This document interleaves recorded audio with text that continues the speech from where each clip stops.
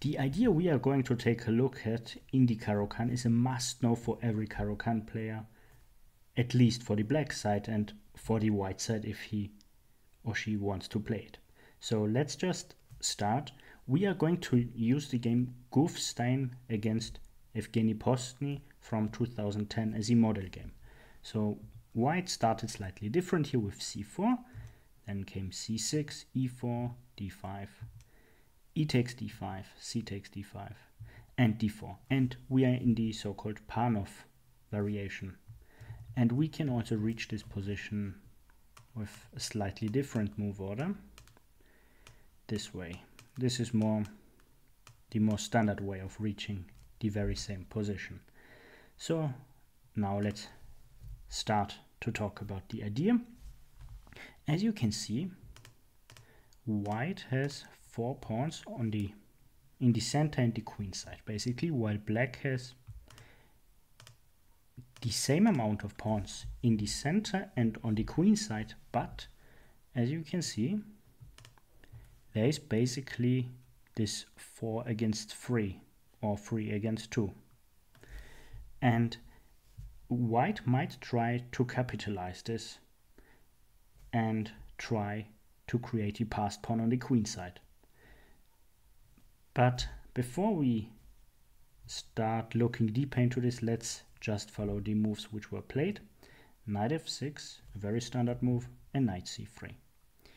And black plays e6, and boxing in this bishop here is no issue, because if something like bishop f5 was played, then queen b3 with pressure against d5 and b7 would be unpleasant. So e6 played, and now c5. And this way white basically tells black that he is going to try to win it on the queen side and win space here. And now let's see what black is doing.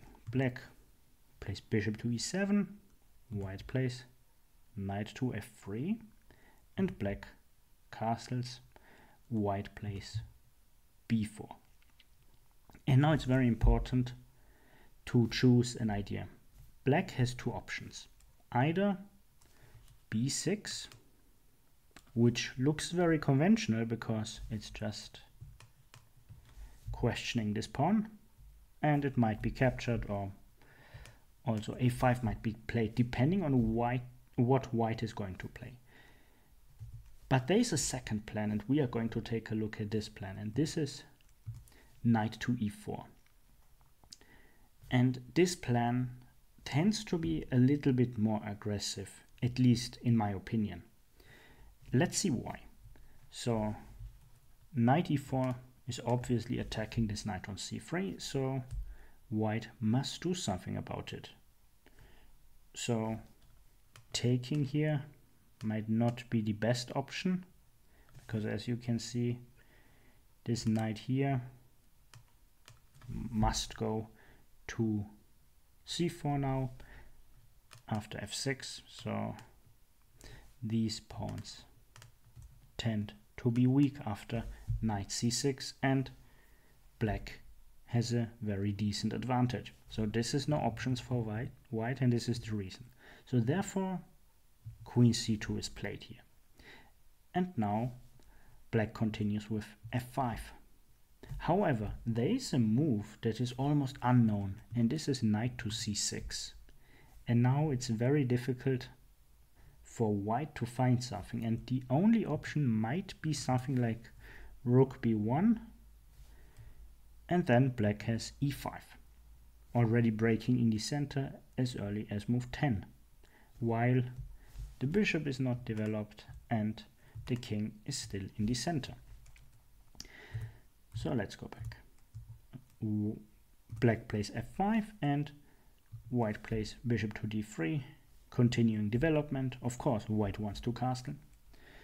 Then follows knight to c6. And now this is a very important moment.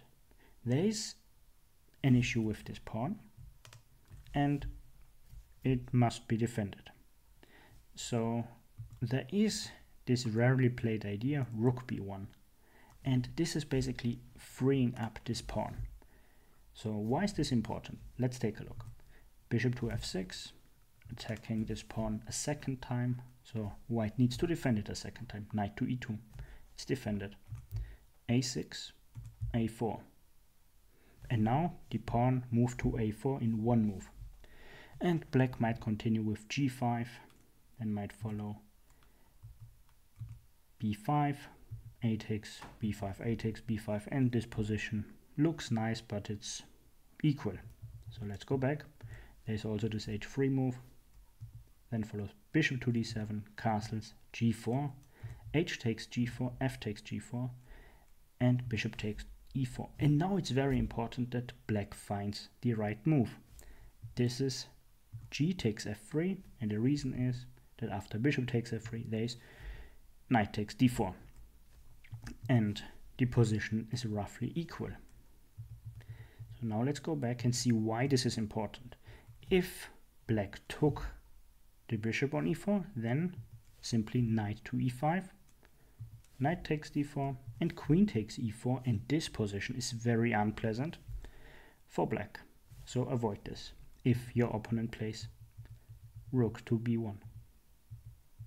But in the game, the second move was played, and somehow this is far more popular, and this is a3.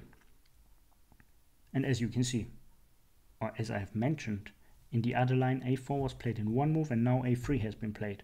So the b pawn should be defended by a piece, and then the a pawn can move again, and then you basically lost the tempo. But now let's come back to the game. So bishop f6, as in the a4 line, a rook b1, a4 line, the d pawn is attacked a second time, knight e2, and now black plays a prophylactic move a6. White continues the development, bishop to b2, and black plays queen to c7.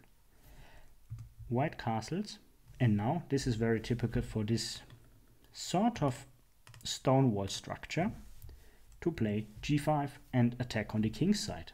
And as you can see, the queen is placed very decently, and also the rook might join the attack, but this would need some time. So white decides that he wants to offer the exchange of knights. Of course, black is not going to move this knight anywhere, because it's placed well, and the pawn on e4 might be even better. So queen to g7, bringing the queen to potentially the h-file, and also put pressure on d4. So white needs to do something about it, and plays knight to b3. But this is actually not such a great move, because now g4 is working. And now white should pay attention. If white played something like, let's say, rook ad1, then might follow bishop to d7, bishop c1, what else? King h8, knight f4, bishop g5, and as you can see, this position looks not so nice for white. So white should already pay attention what he is doing. For example, king h1, queen h6, g3, knight to e7, and this is a very difficult moment for white, because if knight just plays something like knight a5, if white plays knight a5, there's rook ab8, a4, knight g6, and now after knight takes g6 check, h takes g6, bishop takes e4, f takes e4, bishop takes g5, queen takes g5. A lot of pieces have been exchanged, but black has an advantage. So exchanging pieces might favor black, although it is black who is posing threats to the king in the long run. So now let's go back and see what the best move here is. Actually, it's c6. And this is incredible. So bishop takes, and now the knight jumps to c5. And this was the entire idea of c6, and the position is about equal. So now let's go back. So black played g4 and white decided to play king to h1. And now, as you can see, this pawn is defended once, so black attacks it a second time with bishop to h4. The knight goes to g1, so the queen is also defending the f2 pawn. Queen h6 played, bishop to c1, and queen to h5, and now bishop f4. And now black could have already gained a huge advantage with bishop takes f2, because rook f2 doesn't really work due to g3. And knight h3, for example, knight takes f2 check. And white is in huge trouble, or troubles, because this would end in a mate. So it's not clear what to do. Moving the king isn't looking great either. The king's side here is completely open. So nothing white wants to achieve. But instead black played bishop to d7. And now g3 was played, and as you can see now white can defend somehow. Well, the position is worse, obviously, because it's basically black who is moving the pieces around and white must react. But white is still playing. So bishop f6, rook a d1, and now black plays a5. This pawn was taken, knight takes a5, and white decides to take on e4, f takes e4. And knight takes e5, rook takes a5, and now black can just play against the weaknesses. So white is in trouble. Queen to b2, bishop to c6, just defending this pawn. Knight e2, rook takes c5. Well, there is this pin, and white actually lost a pawn. And now if we count, we see it's 6 pawns for black and 5 for white. Not very pleasant. Additionally, black has the pair of bishops and the more active pieces. So king to g1, rook b5, queen c3, bishop to e7, and as I told you, just attacking the weaknesses. a4, rook b4, and the pawn is attacked again, so a5, rook a8, and this pawn now looks very defenseless or hopeless. Rook a1, rook c4, queen to e3, bishop f6 back, because now the rook doesn't need to be protected and the bishop wasn't doing much on e7. Rook f to c1. And this is probably the point where white missed something, because white could have taken with the knight on c1. Then might have followed queen f7 to bring the queen into the game, because the queen wasn't doing much on the king side anymore. Knight b3, and everything is protected, and white should be fine here. But let's go back. Relatively fine compared to the game, of course.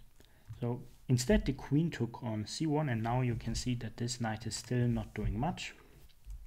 And black plays bishop to b5, knight c3, bishop to d3. And while this knight moved to c3, this bishop moved from d7 to d3, a much more active square, and white obviously has big issues. Bishop e3, protecting the pawn at least.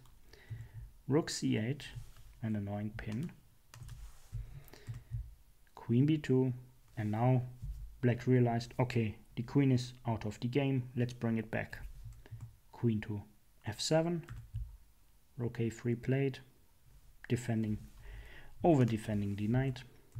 Queen to c7, and now h3 was played. And now it is your turn.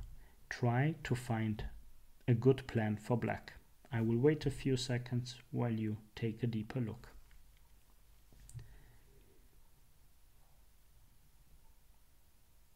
Okay, now let's see which piece isn't really taking part in the game.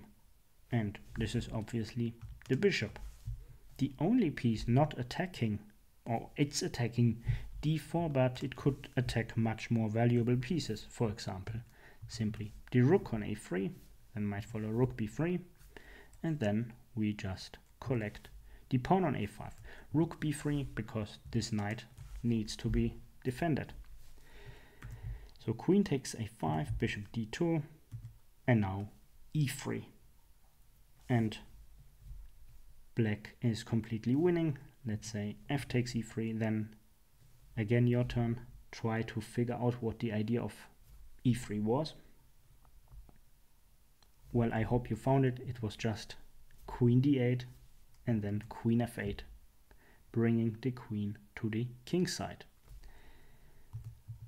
And this would be very dangerous. Taking with the bishop also doesn't work, just b5, and this pawn is walking, or running, to be more precise. Instead, Gofsthein-Postny decided to take on h3. Now, black doesn't have such a big advantage after a move like knight to e2, because after e5, rook c3, bishop c4, for example, d takes e5, bishop takes e5, and now bishop to d4, and white for the moment is blocking the pawns, and of course the position is not good, but he has far better chances than in the game, because in the game king h2 was played, and then came simply queen to f7, and as you can see, the queen is heading to f3 and then trying to deliver checkmate on g2. So queen c1 played, bishop g7. This might be an idea at some point. Queen to d1, queen f5. So now the white queen is controlling the white squares, but it's not active. So rook b3 played, it's at least attacking a pawn. But this move is already losing. Take a few seconds and try to find the winning move. So the solution is bishop to c2, because after queen takes c2 there is this beautiful mating combination after queen f3. So king takes h3, queen h1, king g4, and now h5 check. King g5, now a very beautiful silent move. Queen to f3. It's not check. White is free to do whatever he wants, but he has simply no moves. For example, after queen d1, queen f5 check, and the king is very hopeless. So, as always, I hope you liked this game. I was very excited to find this game because it's a beautiful attacking game by black with mutual mistakes, but these mistakes happen in such complicated positions. However, I believe that this idea in the Caro Kann is very important, and at least black should know it if he's playing the Caro Kann. If you want to see more content about the Caro Kann, click on this playlist. If you want to see more of such videos, feel free to subscribe, and if you like this video, hit the like button. See you.